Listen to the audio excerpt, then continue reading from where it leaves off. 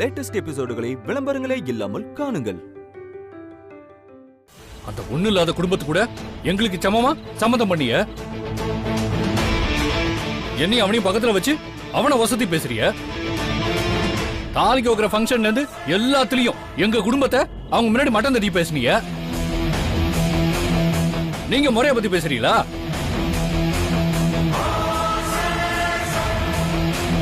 ஏங்க அதெல்லாம் போனா போட்டோம், சாணியம் ஒழிஞ்சு போயிடுச்சுன்னு பார்த்தா நீங்க திரும்ப கொண்டு உறவு கொண்டாடிட்டு இருக்கீங்க.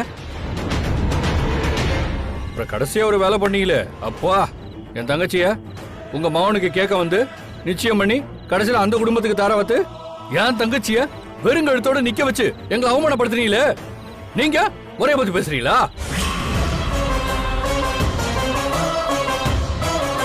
உங்க மகன் அமுதா மட்டும் என் வீட்டுக்கு சீல் வைக்க வருவா, அது உங்களுக்கு சரியா படும். ஆனா நான் பண்ணா அது தப்பா படுதா? ஏய், என்ன பேசிட்டு இருக்க நீ? யார் முன்னாடி என்ன பேசிட்டு இருக்க? நானும் பாத்துட்டே இருக்க, விட்டா ரொம்ப ஓவரா போற. முதல்ல இந்த வீட்டு விட்டு வெளியே போனி. யாரு? நான் இந்த வீட்டை விட்டு போகணுமா? நல்லா இருக்கு கதை. இப்ப நீ இருக்கிறது என் வீடு.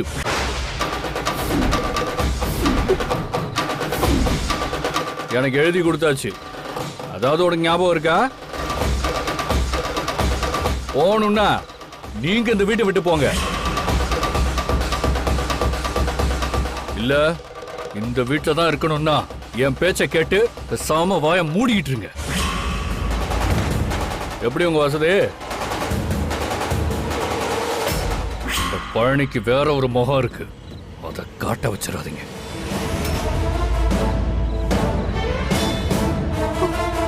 மச்சான், நான் ஒன்னும் அம்பட்டு கெட்டவன்லாம் இல்ல. நீங்க பாட்டுக்கு கௌரவமா கடைக்கு போயிட்டு வேலையை பாருங்க, உங்களுக்கு வேண்டிய சம்பளத்தை கேட்டு வாங்கிக்கங்க. அதே மாதிரி மாமா, நீங்க வீட்டுல நல்லா ரெஸ்ட் எடுங்க. சாயங்காலமா அப்படியே வெளியே போனோமா, 4 பேரை பார்த்தோமா, பேசணுமா, பெரிய மனுஷனா சின்ன சின்ன பஞ்சாயத்தை பண்ணோமா, வந்து இங்க வாய்க்கு ருசியா சாப்பிட்டோமா, மாத்திரையை போட்டோமா, திரும்ப படுத்தோமான்னு இருக்கணும். என் விஷயத்துல தேவையில்லாம மூக்க நுழைக்கிற வேலைலாம் வேணாம். அப்புறம் வீணா அசிங்கப்பட்டு போவிய.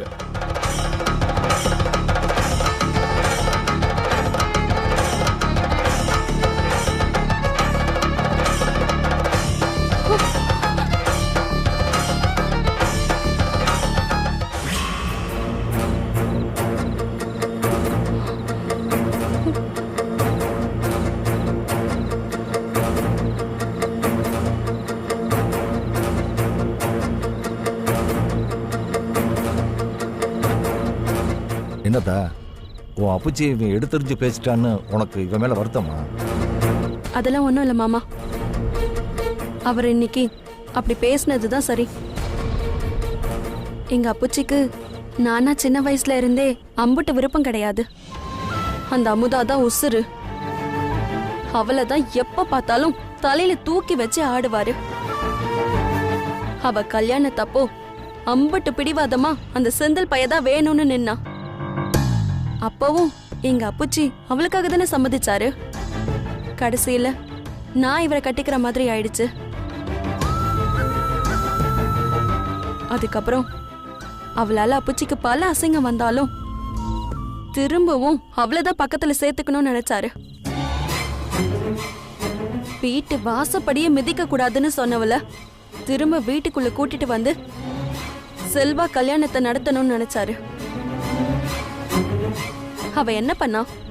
திரும்பவும் அப்புச்சி அவமானப்படுத்தி நம்மளையும் அசிங்கப்படுத்திட்டு போயிட்டா. இப்ப கூட அவளுக்கு சப்போர்ட் பண்ணி தானே வீட்டு பத்திரத்தை கொடுக்க சொல்லி நம்மள திட்டுறாரு. அப்ப அவர் மனசுல அமுதா தானே இருக்கான்னு அர்த்தம். இம்பிட்டு பண்ணாலும் எங்க அப்புச்சி அந்த அமுதாவை தான் வசதியா நினைச்சிட்டு இருக்காரு. என்ன எப்பவுமே கிள்ளு கீரியா தான் நினைச்சிட்டு இருக்காரு. அவருக்கு இது வேணும் தான். ஏன் அப்புச்சி, உங்களை எம்பிட்டு விவரமான ஆளுன்னு நினைச்சேன்.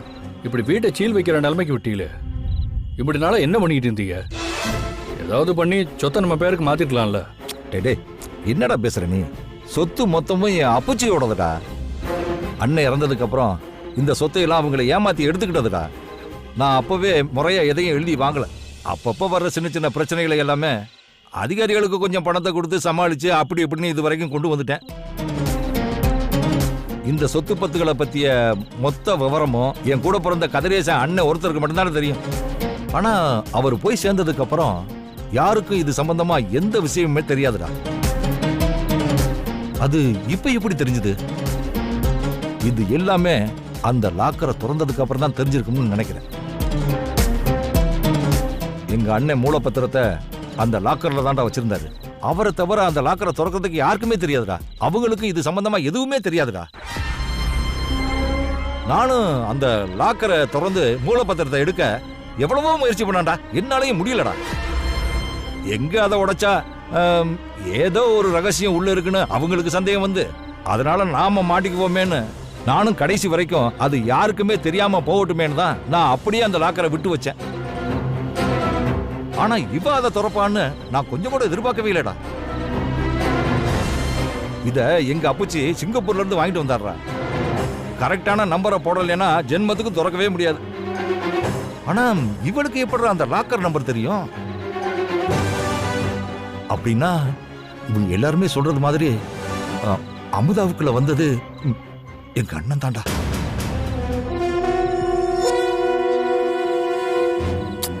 அட என்ன பச்சி, அவங்க தான் அளந்து விடுறாங்கன்னா நீங்களும் அதை நம்புறீங்க.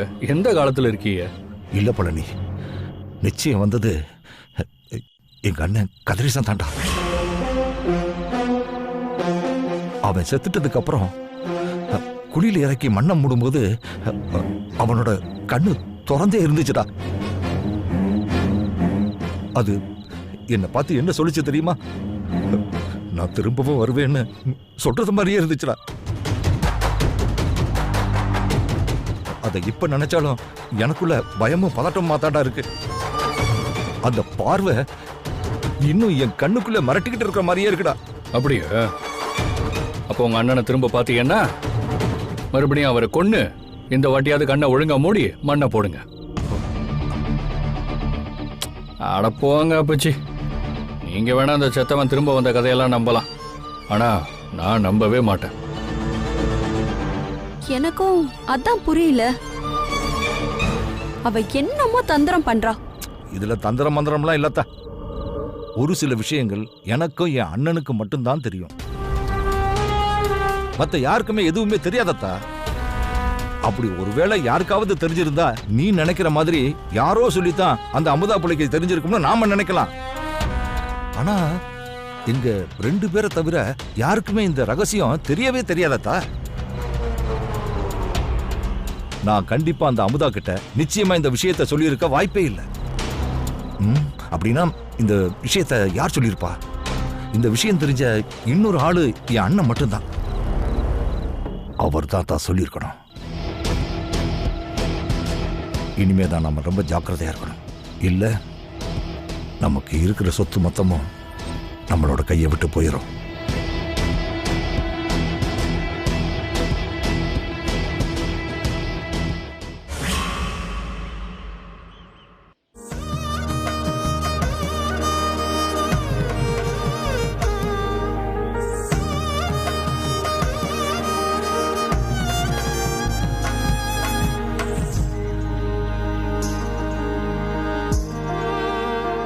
மாமா, நான் வாக்குப்பட்டு போற இடத்துல மாமனாரும் மாமியாரும் எனக்கு தாய் தகப்பனா இருக்கணும், நானும் அவங்களுக்கு ஒரு மகளா இருக்கணும்னு நினைச்சேன். ஆனா நான் கட்டிக்கிட்டு வந்த இடத்துல மாமனார் நீங்க இல்ல. இருந்தாலும் தாய் இல்லாத எனக்கு அத்தை இன்னொரு தாயா கிடைச்சாங்க. எங்க அம்மாவுக்காக தான் நான் இந்த குடும்பத்துக்கே வந்தேன். இந்த குடும்பத்தை எப்படியாவது பழைய மாதிரி முன்னுக்கு கொண்டு வந்துடணும்னு தான் தனி மனுஷியா நான் போராடிக்கிட்டு இருக்கேன். ஆனா இப்போ உங்க துணையும் எனக்கு கிடைச்சிருக்கு. நான் இந்த குடும்பத்தையும் குடும்பத்துல உள்ளவங்களையும் கண்டிப்பா முன்னேற்றி நல்லபடியா பார்த்துப்பேன். அதுக்கு உங்க துணையும் ஆசீர்வாதமும் வேணும் மாமா.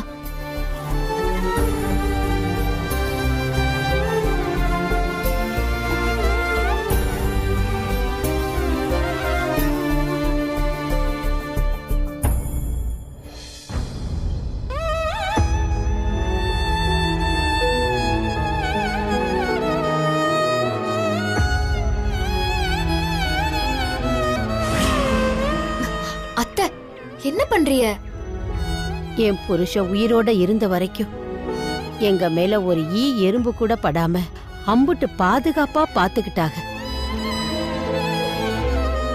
அவங்க எங்களோட இருந்த வரைக்கும் நாங்க ரொம்ப நிம்மதியா இருந்தோம்.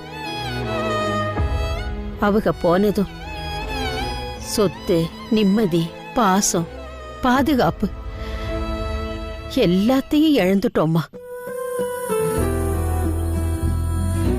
எப்ப நீ இந்த வீட்டுக்குள்ள வந்தியோ அப்பவே நாங்க இழந்த எல்லாமே திரும்ப கிடைச்ச மாதிரி இருக்கு. அவங்க உசுரோட இருக்கும்போது நான் எப்படி நிம்மதியா பாதுகாப்பா இருந்தேனோ அதை இப்போ நீ வந்து கொடுத்துட்டமா. அவங்க சாகல, என்னை விட்டு போகல, ஓ உருவத்துல வந்திருக்காக. அவங்க இருந்தப்ப எந்த நம்பிக்கை இருந்துச்சோ அதே நம்பிக்கை இப்ப ஒன்னால கிடைச்சிருக்கு. அத உன்கிட்ட பாக்குறேம்மா. ஒரு நிமிஷமா.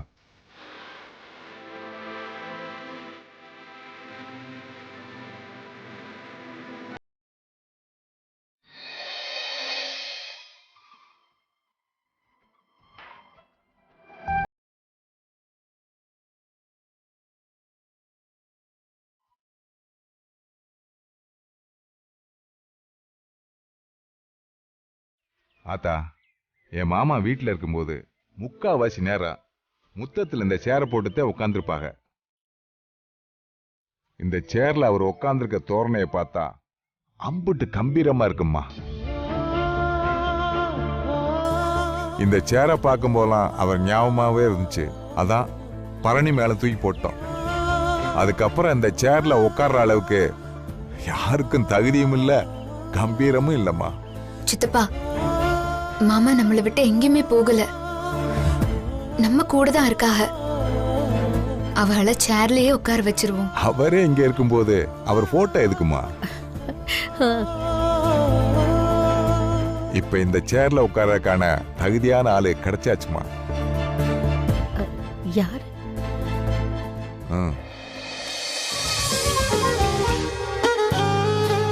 சித்தப்பா, எதுக்கு இம்புட்டு பெரிய வார்த்தையெல்லாம் சொல்லிட்டு இருக்கிய?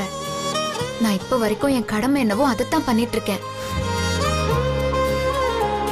இது மாமாவுடைய நாற்காலி, அவகளுக்குரிய சிம்மாசனம். இதுல அவக போட்டோ இருக்கிறது தான் சரியா இருக்கும். ஆத்தா, என் தம்பி சொல்றதுதான் சரி. இதுல உட்கார்றதுக்கு உனக்கு மட்டும்தான் தகுதி இருக்கு. இவங்களுக்கு அப்புறம் இந்த குடும்பத்துக்கு இனிமே எல்லாமே நீதான்.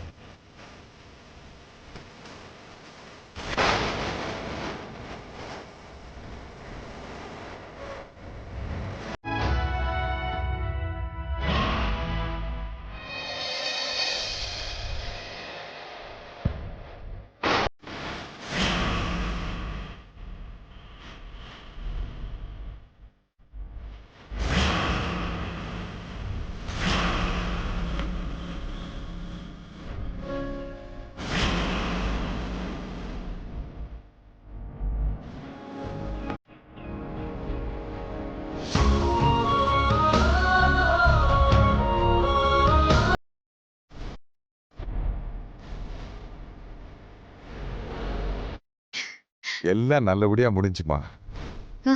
மனசுக்கு ரொம்ப நிறைவா இருக்குமா. இன்னும் எதுவும் நல்லபடியா முடியல. பிரச்சனையே இப்பதான் ஆரம்பம்.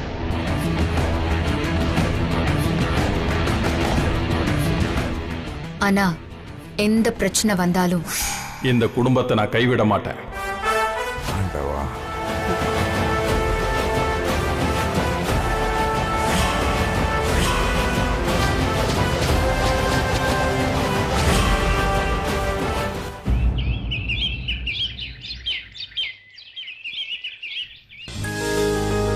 அப்புறம் போனா நல்லபடியா போயிட்டீங்களா? அங்க இருக்கிறவங்க யாரும் எதுவும் பேசலையே? இல்லண்ணே. ஆமா, அம்மா அண்ணன் மண்டி எங்கண்ணே? அம்மாவும் மாமாவும் கடைக்கு பொருள் வாங்க போறேன்னு போனாங்க. அமுதா பக்கத்துல ஒரு சோழியா போயிருக்கா.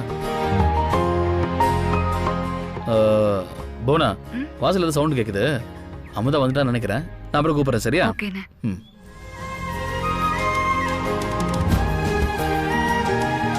அமுதா வரும்போது அந்த கொடிக்கையில கிடக்கிற ஷர்ட் எடுத்துட்டு வாங்க.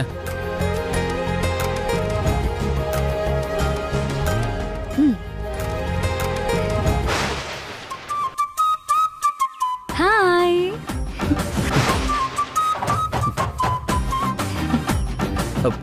நீ எப்படி இங்க?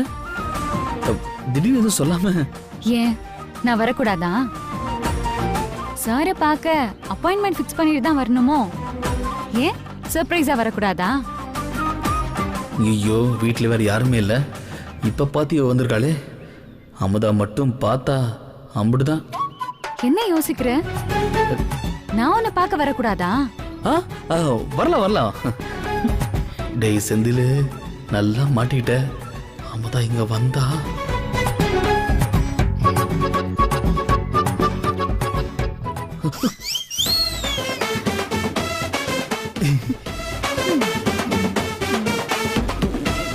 ஒரு நிமிஷம். டேய், என்னடா ஓவரா பொண்ணு மாதிரி வெக்கப்படுற? 2 minutes, நான் ட்ரெஸ் மாத்திட்டு வந்துடுறேன்.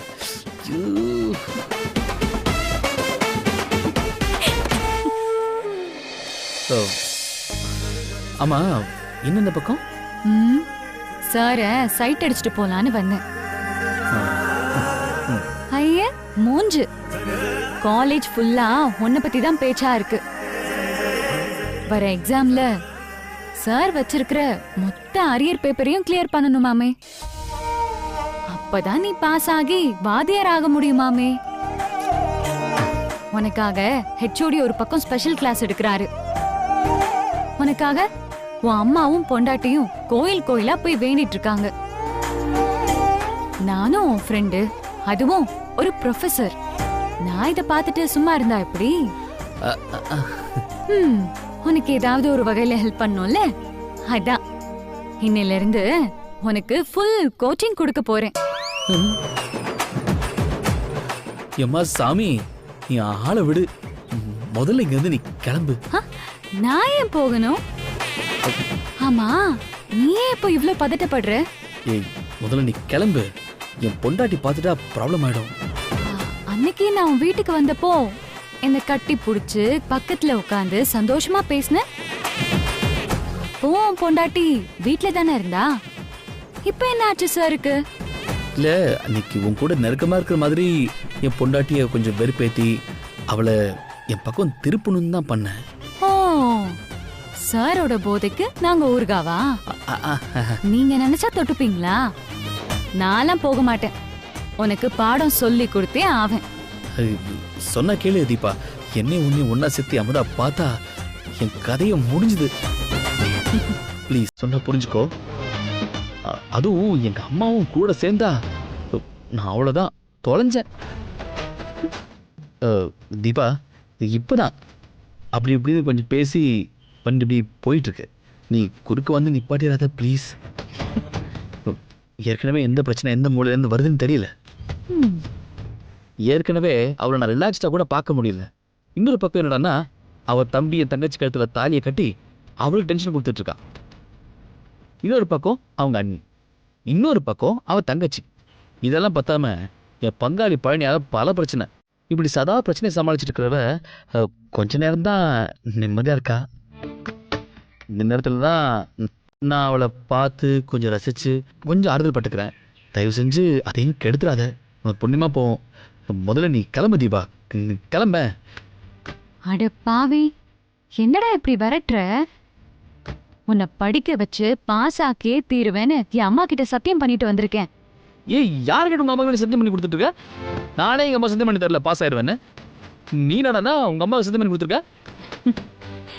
அம்மா தாயே, உன் சத்தியத்தை ஓரம் கட்டி வச்சுட்டு கொஞ்சம் கிளம்புறியா? இந்த சத்தியவான் வாழ்க்கையில விளையாடுறாத ப்ளீஸ். போயேன் தீபா, யோசிக்காத, சீக்கிரமா கிளம்பு.